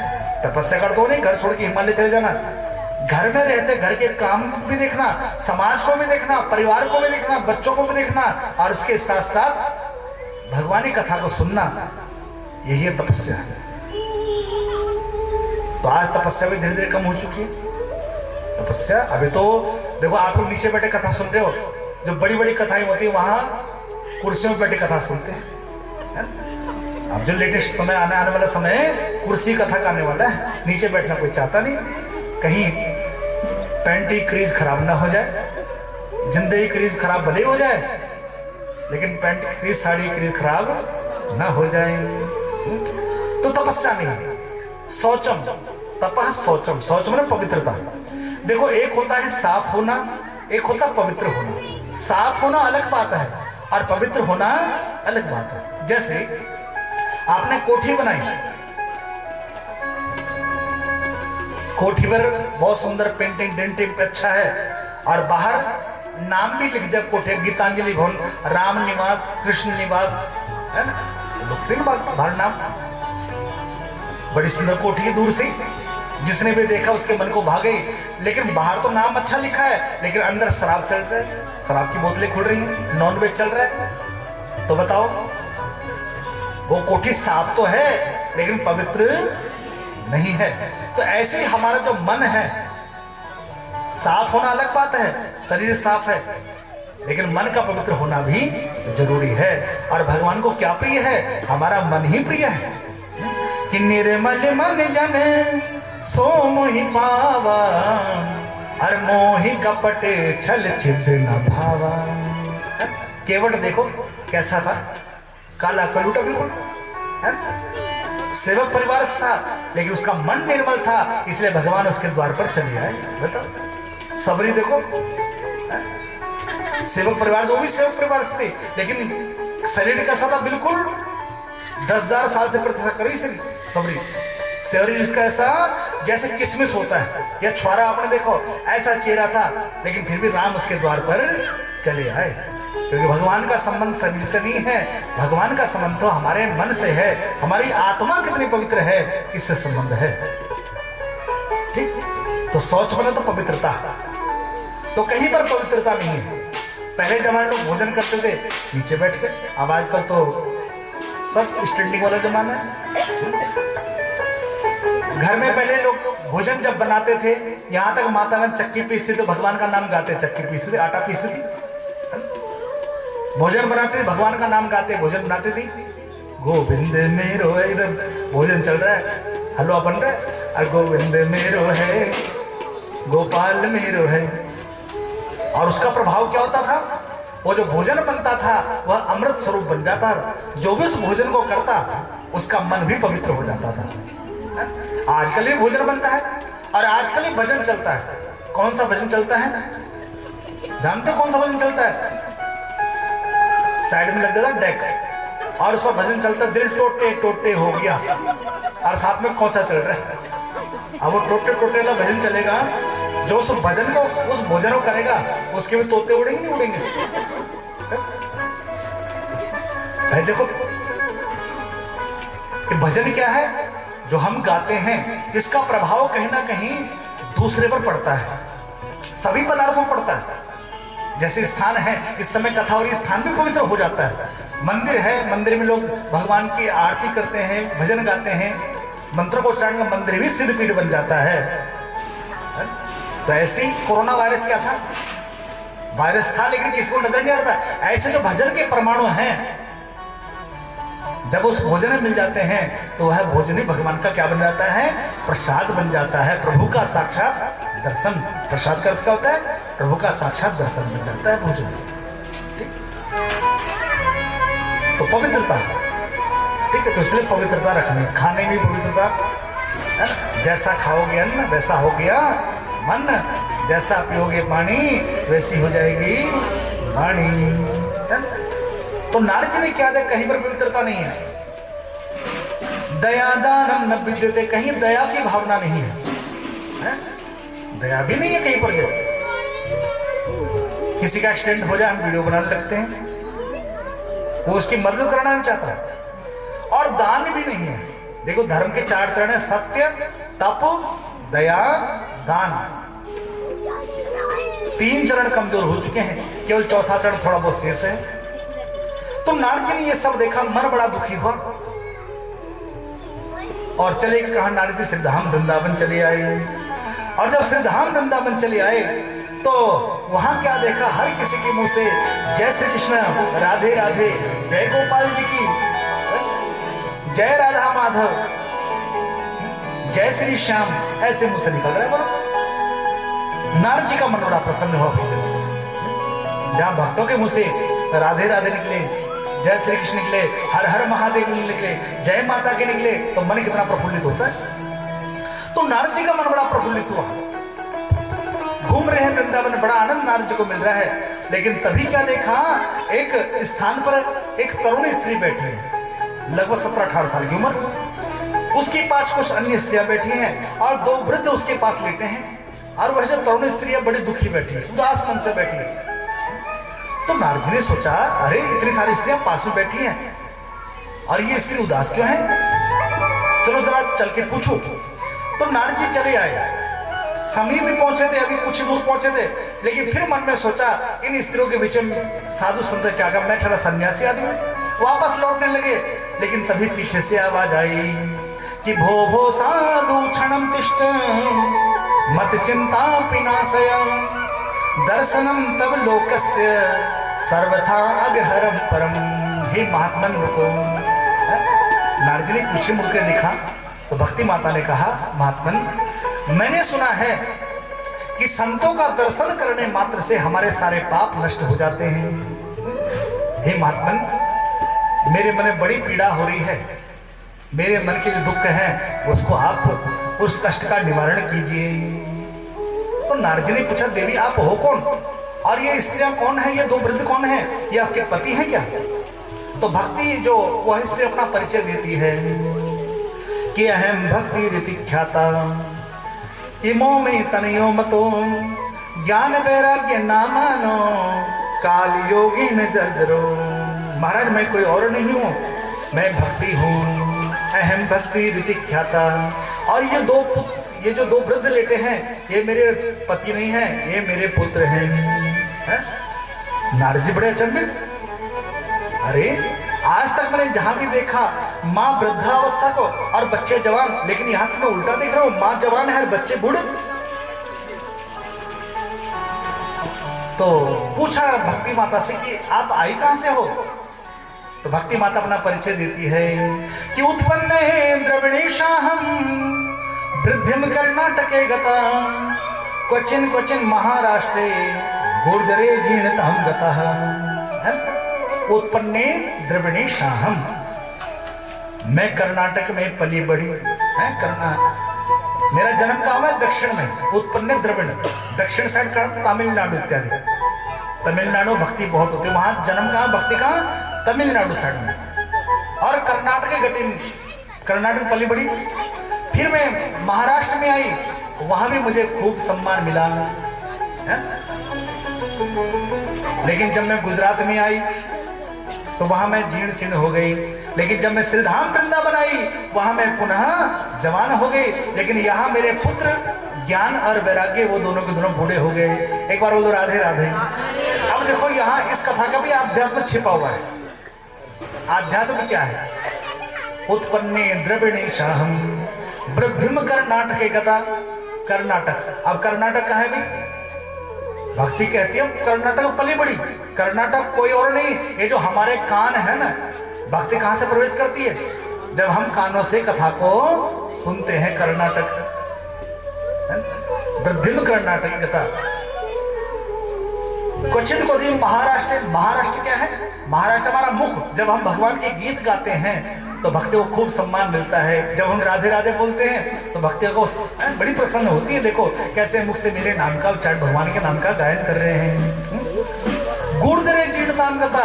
भक्ति कहते जब मैं गुजरात में आई तो मैं जीर्ण शीर्ण हो गई। अब गुजरात क्या है? रात गुजर जाए अर्थात जीवन गुजर जाए लेकिन भगवान का नाम नहीं गाया तो भैया वहां भक्ति आती ही नहीं है। और जब भक्ति नहीं है तो जीवन का उद्धार कैसे होगा? तो इसका अर्थ है जब मैं श्रीधाम वृंदावन में पुनः तरुणी हो गई। हे नारद जी, मैंने सुना है कि आप तो संत हैं और संत का सानिध्य यदि किसी को मिल जाए तो उसका बेड़ा पार हो जाता है। तो वहां पर भक्ति माता स्तुति करती है नारद जी की कि जयते जगति माया यस्य काया धवश्वते वचन रचन में कम केवलम चाकलैया ध्रुव पद्म प्रियातो यत कृपातो ध्रुवोयम सकल कुशल पात्रम ब्रह्मपुत्रम तस्मी। हे नारद जी, मैंने सुना है कि जिसे भी आपका दर्शन हुआ है उसे कहीं ना कहीं भगवान अवश्य मिले हैं। जैसे ध्रुव जी को आपका दर्शन हुआ, ध्रुव जी को भगवान का दर्शन हुआ है। कयादु पुत्र प्रहलाद है, उन्हें भी आपका सानिध्य प्राप्त हुआ है, उन्हें भी भगवान नरसिंह ने दर्शन दिए हैं। तो हे नारद जी, आप मेरे पुत्रों की जो मूर्छा है आप उसे दूर कीजिए। नारद जी ने कहा कि देवी, लगता है ये सब कलयुग का प्रभाव है। तो आप एक काम करो, आप भगवान की शरण ग्रहण करो। श्री कृष्ण चरणाम भोजा, आप भगवान श्री कृष्ण के चरणों का ध्यान करो, क्योंकि जिसने भी भगवान के चरणों का ध्यान किया है उसके सारे दुख ताप क्लेश सब दूर हो जाते हैं। तो जरा हम भी थोड़ा भगवान के चरणों का ध्यान करें कि ब्रज के नंदे लालाम ओ राधा जी के सांवरिया, ब्रज के नंदे लालाम ओ राधा जी के सांवरिया, सब दुख दूर हुए से बिना नाम किया, सब दुख दूर हुए जब बिना नाम किया। ब्रज के नंद लाला श्री राधा जी के सांवरिया, ब्रज के नंद लाला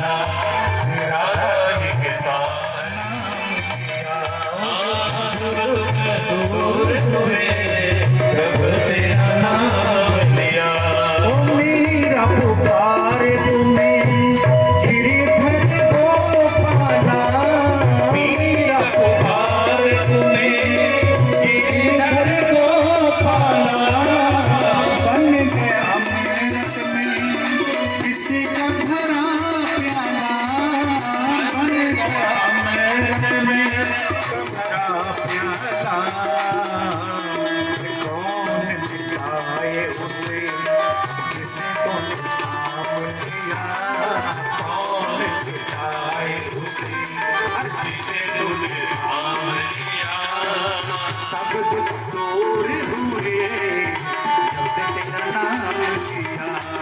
सब दुख दूर हुए जब तेरा नाम लिया, सब दुख दूर हुए जब तेरा नाम लिया। सब तेरा नाम लिया। जी के लाला राधा जी के साथ, राधा जी के साथ दूर हुए जब तेरा नाम लिया। बाकी हर डाल की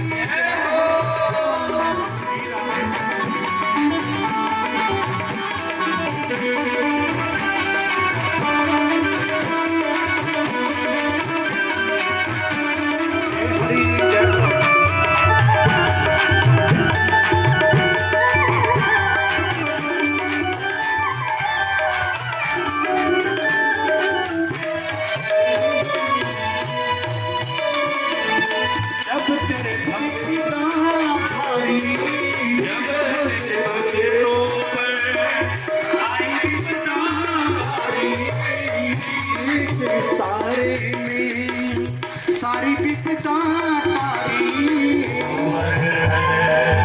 बोले उधार सब दुख दूर हुए जब तेरा नाम लिया। लाला राधा जी के सामने दिया। पृथ्वी के नंद लाला राधा जी के सामने दिया। सब दुख दूर हुए जब तेरा नाम लिया। सब दुख दूर हुए जब तेरा नाम लिया। बाके बिहारी लाल की जय हो।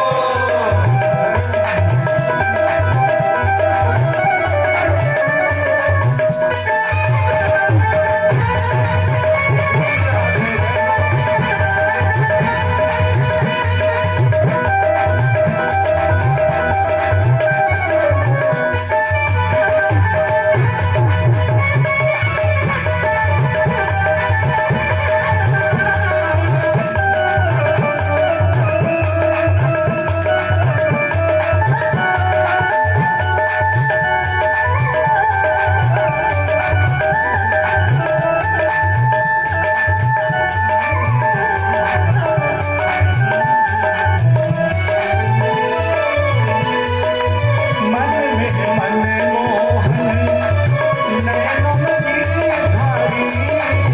मन में मनमोहन नैनों की धारी। सोच बिसराई गई बंस की धुन प्यारी। सुध बिसराई गई बंस की धुन प्यारी।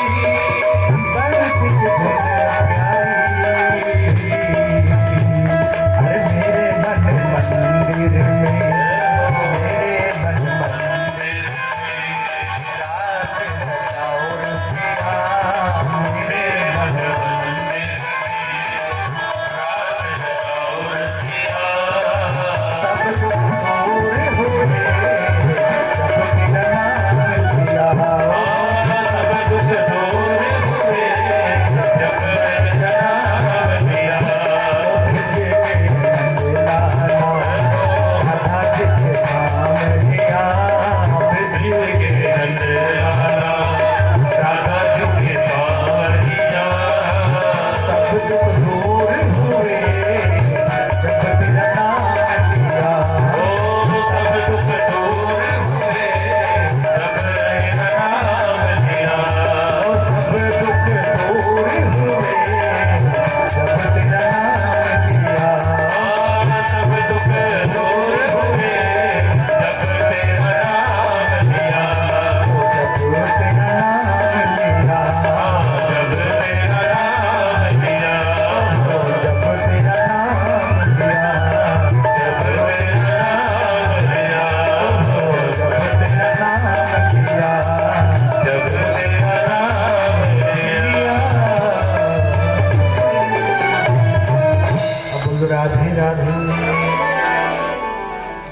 तो नारद जी ने कहा कि भक्ति माता आप उन श्रीहरि को याद करो, निश्चित रूप से आपके दुख दूर हो जाएंगे। आपके पुत्र मूर्छित अवस्था में हैं, ये सब कलयुग का ही प्रभाव है। तो भक्ति माता ने कहा, हे नारद जी, आप ही मेरे लिए प्रभु का नाम ले लीजिए। तो नारद जी ने वहां पर प्रयास किया, वेदों का पाठ किया, वेद वेदांत घोषेश्च गीता पाठिर भूर्भुव, वेदों का पाठ किया, पुराणों का पाठ किया, लेकिन जब तक पाठ चलता वो दोनों उठ बैठते, लेकिन जैसे ही पाठ विराम होता वो फिर मूर्छित हो जाते हैं। नारद जी फिर दोबारा पाठ शुरू करते, और जैसे ही पाठ होता पुनः उठ जाते। भक्ति के दोनों को ज्ञान वैराग्य उठ जाते, उनकी मूर्छा दूर हो जाती, लेकिन जैसे ही पाठ विराम होता वह पुनः मूर्छित हो जाते हैं। अब यह घटना कहीं और की नहीं, यह घटना हम सबकी भी है। जब तक हम कथा में बैठे रहते हैं तब तक मुंडे हिला लाए कहते हैं महाराज बिल्कुल सही कह रहा है, लेकिन जैसे कथा खत्म, कथा विराम, बाहर की ठंडी हवा लगी, प्रसाद खाया, फिर सब कुछ भूल, हमारे ज्ञान वैराग्य पुनः मूर्छित हो जाता है। तो नारद जी बड़े चिंतित। एक दिन क्या हुआ, आकाशवाणी हुई कि एतदर्थम तो सत्कर्म सुरर से तुम समाचर। हे नारद जी, आप सत्कर्म करो, और सत्कर्म से ही ज्ञान और वैराग्य की जो मूर्छा है वो दूर हो सकती है। अब नारद जी को पता नहीं सत्कर्म क्या है, जगह जगह पूछ रहे हैं, संतों से पूछा, ब्राह्मणों से पूछा, और पूछते पूछते नारद जी कहाँ जा रहे हैं, बद्री विशाल की तरफ जा रहे हैं। सामने से कौन आ रहे हैं, 4 ऋषि कुमार आ रहे हैं, जिनकी अवस्था मात्र 5 साल की है। ये भगवान नारायण के ही पुत्र हैं। क्या क्या इनके नाम है, सनत कुमार, सनत नंदन, सनातन। ये 4 ऋषि कुमार हैं, और चारों के चारों भगवान के परम भक्त हैं। तो सामने से नारद जी को आते हुए दिखा, तो पूछा कि कथम ब्रह्मान दीन मुखम कुतश्चिंता तुरो भवान त्वरितम गम्यते कुत्र कुतश्चागमनम तवः। अरे नारद जी, आपके चेहरे पर उदासी, अरे संत तो वे जो रोते हो को हंसा दे, बात क्या है। तो नारद जी ने सारी बात बताई कि पृथ्वी लोक पर गया था सुख और शांति की इच्छा से, लेकिन कहीं पर मुझे सुख और शांति नहीं मिली। श्रीधाम वृंदावन गया, लेकिन वहां महाराज एक समस्या आन खड़ी होगी, भक्ति के 2 पुत्र ज्ञान और वैराग्य दोनों मूर्छित अवस्था में हैं। तो महाराज मैं जानना चाहता हूं सत्कर्म क्या है। मैंने और वेदों का पाठ किया, पुराणों का पाठ किया, लेकिन कोई प्रभाव, कोई फल नहीं मिला। एक दिन आकाशवाणी सत्कर्म करो, तो मैं जानना चाहता हूं सत्कर्म क्या है। तो सनकादिक ऋषियों ने कहा, नारद जी हम बताते हैं सत्कर्म क्या है। सत्कर्म सूचको नूनम ज्ञान यज्ञ स्मृतो बुधे श्रीमद् भागवतालाप सहतु गीत सुखादभि, सहतु गीत सुखादभि।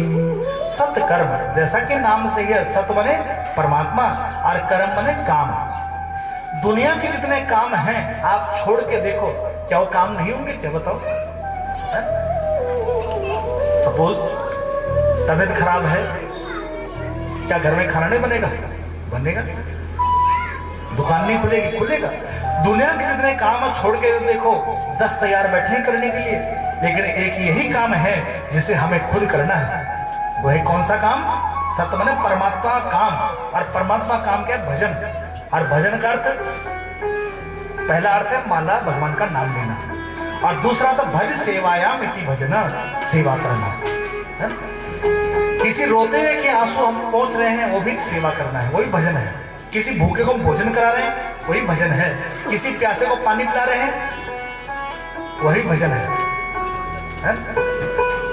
किसी को हम ये कथा सुना रहे हैं, ये सबसे बड़ा भजन है।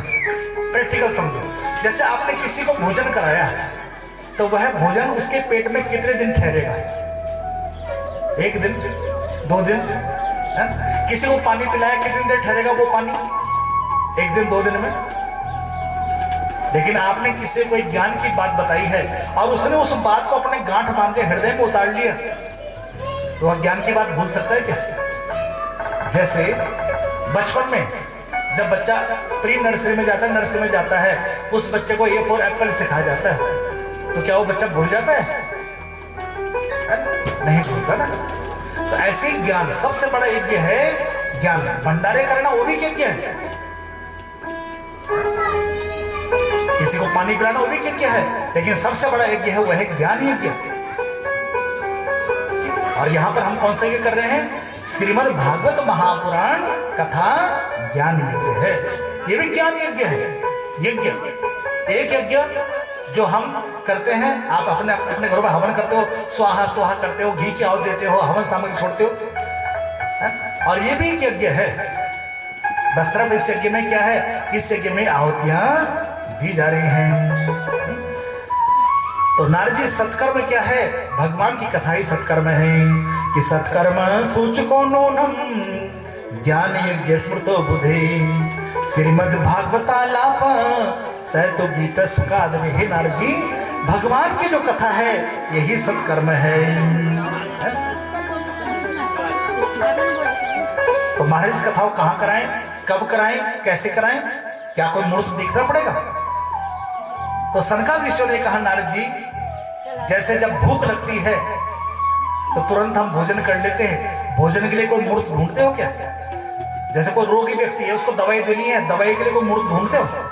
कोई मूर्त नहीं ढूंढता है। तो ऐसे भगवान की कथा के लिए कोई मूर्त नहीं होता। जब भी शुभ विचार मन में आए तुरंत कर डालो। मन में विचार है तुरंत कर डालो, क्योंकि रावण ने दो ही बातें बताई थी लक्ष्मण जी को कि लक्ष्मण यदि शुभ विचार मन में तुरंत कर डालो, और बुरा विचार आए कल पर छोड़ दो। किसी लड़ाई झगड़ा करना है तो आज नहीं करेंगे भाई, आज तुम्हारा बढ़ता है, कल करेंगे। आज तुम्हें कथा में जाना है। किसी को गाली देनी कल देंगे भैया, आज नहीं देंगे, आज है फुर्सत नहीं। लेकिन कोई अच्छा विचार मन में कथा में जाना है तो आज और तुरंत तुरंत चले जाओ, सोचना नहीं। तो यही है सत्कर्म। तो सनकादिक ऋषियों ने कहा कि नारद जी इसके लिए किसी मूर्ति की आवश्यकता नहीं है, क्योंकि जब विचार परोपकार की भावना से हो, जो कथा परोपकार की भावना से होती है, उसके लिए किसी मूर्ति की आवश्यकता नहीं होती है। जैसे जो पितृ कथा होती है, पितरों की जो कथा होती है, इसमें भी किसी मूर्ति की आवश्यकता नहीं है। और ना मूर्त अगर देखा जाए तो कुछ विशेष महीने होते हैं। माघ का महीना है, फाल्गुन का महीना है, चैत में नवरात्रों के बाद बैसाख का महीना है ना, आषाढ़ का महीना है, मल मास पड़ता है, या तो कुछ ऐसे मास पर जिनमें नहीं। एक होता है निष्काम अनुष्ठान, एक होता सकाम अनुष्ठान। लेकिन ये निस्वार्थ भाव से है, परोपकार की भावना से हमारे जितने पितृ हैं वो सदगति को प्राप्त हो जाए। ना तो यहाँ कोई अंधेर पक्ष देखा जा रहा है, ना कोई शुक्ल पक्ष देखा, ना कोई कृष्ण पक्ष देखा जा रहा है। तुम्हारी कथा को कहाँ कराया जाए? तो सनकादिक ऋषियों ने कहा कि नारद जी आप हरिद्वार के निकट पड़ता आनंद घाट, वहां पर इस कथा का आयोजन कराओ। तो कथा का आयोजन हुआ, नारद जी बन के मुख्य यजमान और सनकादिक ऋषि बन गए वक्ता। 4 ऋषि बैठे। कितने ऋषि हैं? 4 ऋषि हैं। कितने हैं बोलो? क्या क्या इनको नाम है? सनक, सनंदन, सनातन और सनत कुमार। 4 ऋषि बैठे हैं। नारद जी मुख्य यजमान बन गए। 3 आसन बिछा दिए। किसके लिए? भक्ति माता और उसके 2 पुत्र ज्ञान और वैराग्य के लिए। भक्ति माता आई अपने पुत्रों के समेत। पुत्र तो नीचे बैठ गए, लेकिन भक्ति माता नीचे बैठने को तैयार हुई। तो नारद जी ने कहा, भक्ति माता आप नीचे मत बैठो। तो मैं कहाँ बैठो नारद जी? तो नारद जी ने कहा कि आप नीचे मत बैठो, आप कहाँ बैठो? जितने यहाँ भक्त आए हैं आप उन सबके हृदय में विराजमान हो जाओ, क्योंकि आप तो वीआईपी पर्सन हो, और वीआईपी पर्सन यदि कथा में आए तो उनको नीचे नहीं बिठाया जाता। कोई साधु संत आए, कोई मंत्री जी आए, विधायक आए, तो उनके लिए स्पेशल कुर्सी दी जाती है ना। जैसे भक्ति माता आप वीआईपी हो, आप नीचे मत बैठो, आप तो सबके दिलों में, सबके हृदय में बैठ जाओ। क्योंकि हृदय में भक्ति रहेगी तो भगवान की कथा भी जब कानों से जाएगी तभी तो भगवान की कथा सुन पाएंगे। जब मन में भाव होगा, भक्ति होगी। तो जब कथा की शुरुआत हुई तो उस कथा को सुनने के लिए दूर दूर से अनेक संत महापुरुष वहां पर पहुंच रहे हैं। कौन कौन संत पहुंच रहे हैं कि भृगु वशिष्ठ च्यवनश्च गौतम मेधातिथि देवल देवरातो रामस्तथा गादिसुतश्च साकलो मर्कंडु पुत्र त्रिज पिप्पलादः। मर्कंडु पुत्र त्रिज पिप्पलादः। कौन कौन से ऋषि आ रहे हैं? भृगु ऋषि, वशिष्ठ ऋषि, च्यवन ऋषि, गौतम ऋषि, मेधा ऋषि, देवल ऋषि, यहाँ तक कि परशुराम जी भी कथा सुनने आ रहे हैं। यहाँ तक कि शक्ति के पुत्र हैं पराशर, वो भी कथा सुनने के लिए आ रहे हैं। यहाँ तक कि मरकंडू के पुत्र मार्कंडेय ऋषि वो भी कथा सुनने आ रहे हैं। और कौन से आ रहे हैं ऋषि? त्रिज मन होता है, कौन से त्रिज मन होता है? दुर्वासा ऋषि, वो भी कथा सुनने आ रहे हैं। क्योंकि इस कथा की कितनी बड़ी महिमा है ये संत ही जानते हैं, संसारी नहीं जान सकता है। संसारी की नजरों में पैसे की कीमत ज्यादा है और संतों की नजरों में भगवान की कीमत ज्यादा है।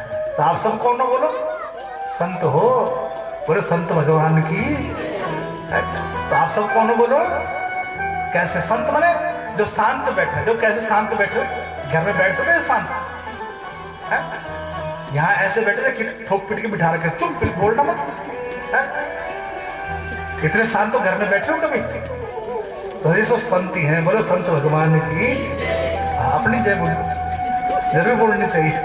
एक बार बोलो राधे राधे, भाव से बोलो। तो अनेक संत वहां पर पहुंचे कथा को सुनने के लिए। कथा की शुरुआत हुई, डे बाय डे बड़ा आनंद आ रहा है। और देखो होता ही है, किसी नेताजी का भाषण हो सकता है पहले दिन लाख लोग आए। नेताजी का 7 दिन का भाषण रख दिया जाए तो हो सकता है पहले दिन लाख लोग आए, अगले दिन को 10,000 बचेंगे, उससे अगले तीसरे दिन 1000, चौथे दिन केवल 100, पांचवें दिन केवल 10 लोग और छठे दिन केवल नेताजी, बाकी सब लोग दो। और ये भगवानी कथा हो सकता है पहले दिन भैया कम लोग आए, लेकिन डे बाय डे खूब आनंद बढ़ेगा, क्योंकि आनंद की कथा है। से दो राधे, जोर से बोल दो, दोनों हाथ उठा के बोल दो, सॉलो में हाथ छिपा के, ठंड लग रहा है हाथों को। तो डे बाय डे खूब आनंद आएगा। आज तो प्रथम दिवस है और पहले दिन किसी बच्चे को स्कूल भेजा जाए उसका भी मन नहीं लगता। वो बच्चा भी मम्मी मम्मी चिल्लाता है, मुझे घर मम्मी के पास रख दो। तो ऐसे हमारा मन भी शायद प्रथम दिन न लगे, तो इसलिए चिंता मत करो, डे बाय डे खूब आनंद आने वाला है, लेकिन रोजाना आना है। तो कथा की शुरुआत हुई। एक दिन नारद जी ने पूछा, मात्र 2-4 मिनट कथा के पश्चात उसका विराम, कथा को विराम के लिए चलते हैं, कुछ समय का भी ध्यान रखते हैं। आज थोड़ा कथा ही विलंब से प्रारंभ हुई है। कथा का समय 2:30 बजे से, और आप लोग बड़े प्यार से आए हो भगवान से मिलने की। टाइम 3:30 बजे 4 बजे 1 घंटा लेट आए हो। तो बताओ ये आपका प्यार है या भार है? ठाकुर से प्रति प्यार है या भार है? भार मत समझना कथा को, यहाँ प्यार से आना है, समय से आना है, प्रयास करना है। तो कथा चल रही, डे बाय डे बड़ा आनंद आ रहा है। एक दिन नारद जी ने सरकार किशोर से पूछा कि महाराज इस कथा को ज्ञानवान व्यक्ति सुने उसका उद्धार हो जाए, इसमें कोई बड़ी बात नहीं है। कोई कर्मकांडी व्यक्ति सुने उसका बेड़ा पार हो जाए, उसको बड़ी बात नहीं है। क्या इस कथा से किसी पापी व्यक्ति का उद्धार हुआ है? तो सनकादिक ऋषियों ने कहा कि ये मानव पाप कर्तस्तु सर्वदा सदा दुराचारता कुमार्गा क्रोधाग्नि दग्धा कुटिलश्च कामिनः सप्ताह यज्ञेन कलो पुनन्ति ते, सप्ताह यज्ञेन कलो पुनन्ति ते।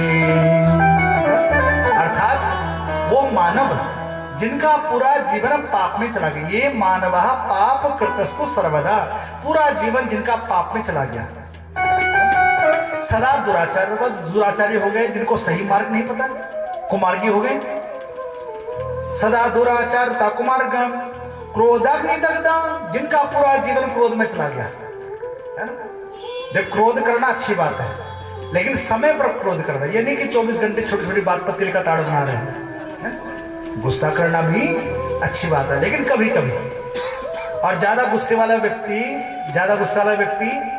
जानते हो गुस्सा की परिभाषा कर दी जाए तो गुस्सा जानते हो क्या है?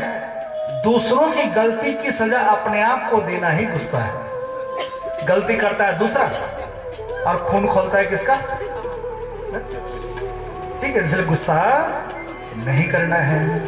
लेकिन ये कथा कहती है कि क्रोधाग्नि दग्धा, जो क्रोध में जलते रहते हैं उनका उद्धार भी भागवत करती है। और किनका उद्धार करती है? क्रोधाग्नि दग्धा कुटिलश्च कामिनः, कुटिल व्यक्ति। कुटिल व्यक्ति जानते हो किसे कहते हैं? एक बार अफ्रीका में 3 मित्र थे तीनों ने भगवान की तपस्या करी। अफ्रीका के लोग जानते हो कैसे होते हैं अफ्रीका के लोग, है ना, थोड़ा सामले सामले होते हैं।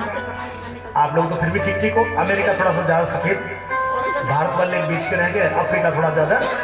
तो तीनों मित्रों ने भगवान की तपस्या करी, भगवान प्रकट हुए।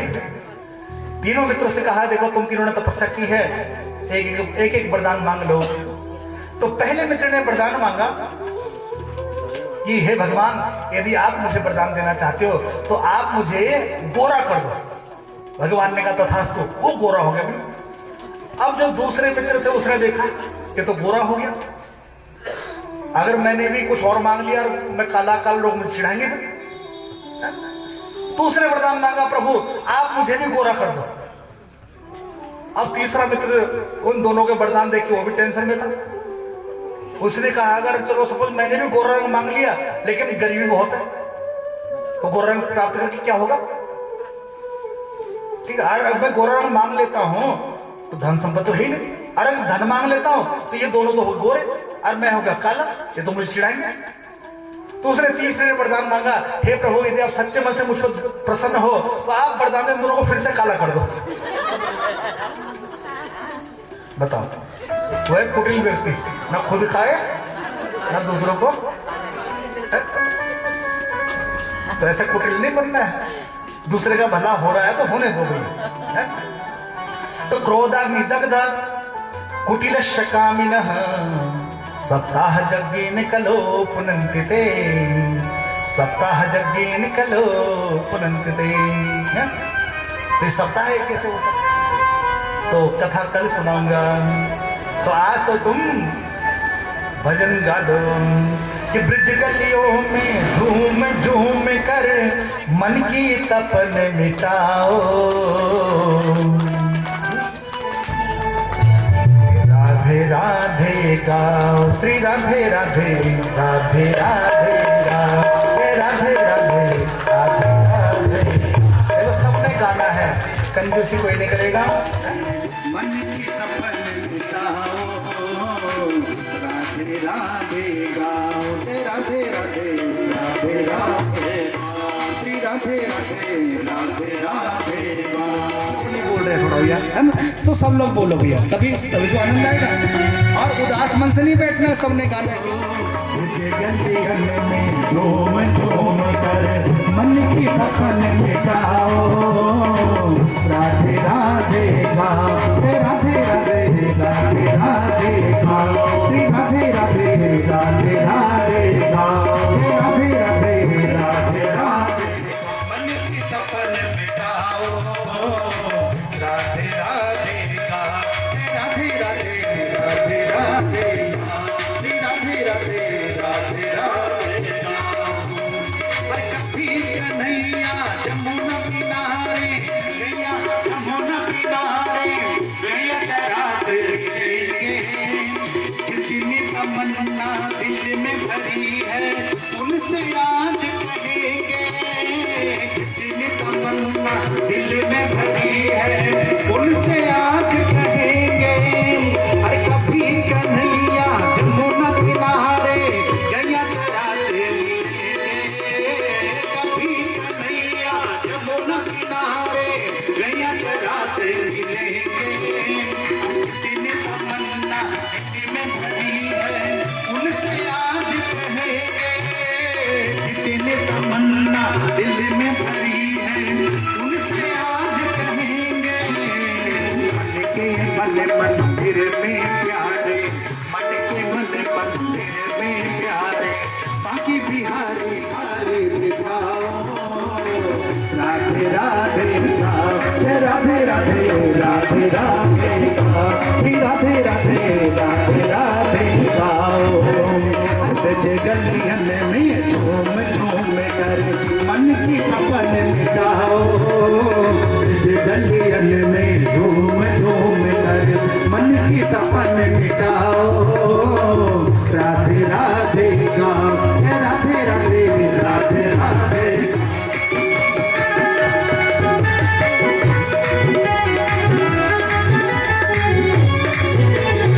मोर पपीहा कोयल मैना यही नाम दोहराते,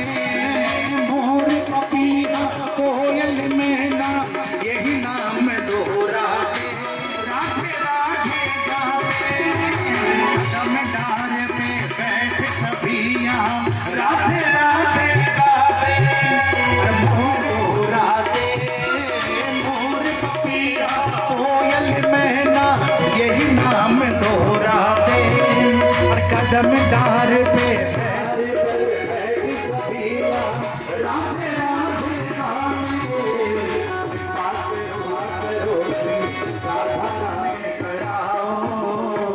राधे राधे गाओ, राधे राधे राधे राधे गाओ, राधे राधे राधे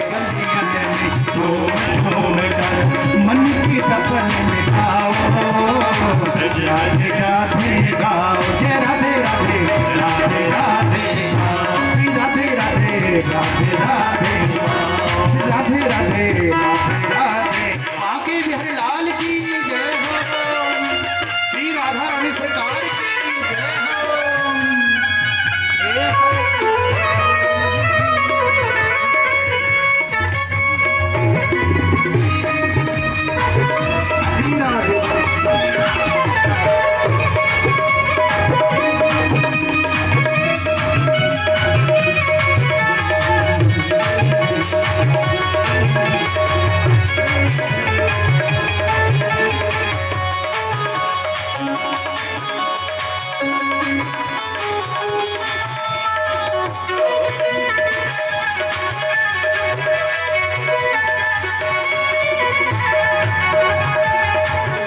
राधिक पास हम तुम सब पर सुख ले लो शाम हमारी, रोकर मानस प्रभु श्याम को, रोकर मानस प्रभु श्याम को, मन की व्यथा रोकर मानस प्रभु श्याम को। राधे राधे राधे राधे राधे राधे राधे राधे राधे गाओ, राधे राधे राधे राधे गाओ।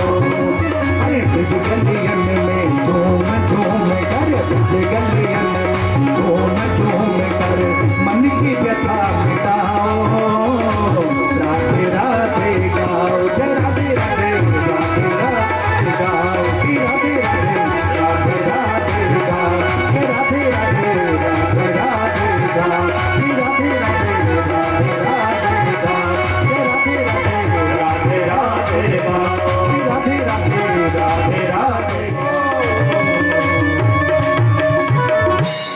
अब बोल दो राधे राधे। तो आज तो थोड़ा प्रथम दिवस थोड़ा सा विलम्ब हो गया, कल से कोई विलम्ब नहीं हो, कल से ठीक समय से आओगे तो समय से